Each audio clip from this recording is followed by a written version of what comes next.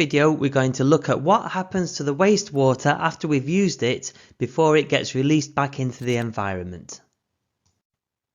First of all, there's different types of wastewater. Some wastewater comes from our homes, so that will be water from the bath, the sink, the toilet, the washing machine, and we call that wastewater sewage. And that will contain organic matter like feces, in other words poo from the toilet, and microbes.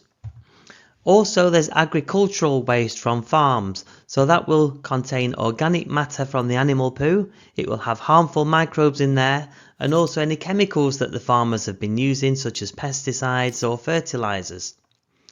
And then the third type of wastewater is industrial waste that's come from factories, so once again that will contain organic matter and chemicals. This is what a water treatment plant looks like, and this is where they treat the water to reduce the amount of microbes, chemicals and organic matter in order to make it safe to release back into the environment. The first stage of cleaning up the water after we've used it is it's passed through screens, and that removes large items like toilet paper or wet wipes. Then the second stage is the water is allowed to settle in a settlement tank, and the solid waste like the waste from our toilets settles down to the bottom of the tank and forms something called sludge, and then the other liquid waste, which looks like brown water, is called effluent, and that floats on top of the sludge.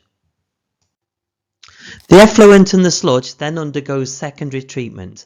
This is where air is bubbled through the effluent and aerobic bacteria break down the organic matter and harmful microbes. Now the sludge down at the bottom, where there's a lot less oxygen, has organic matter and dissolved substances in it, and that's treated by anaerobic bacteria. And that can either happen at 35 degrees, which requires less energy but takes longer, or it can happen at 55 degrees, which is much quicker but it does take more energy. When the sludge has been treated by those anaerobic bacteria, it can be turned into two very useful products. The first useful product is biogas, and this is a mixture of methane, carbon dioxide and hydrogen sulfide. And this can either be used as a fuel to power the water treatment plant, or it can be used to generate electricity in the local area.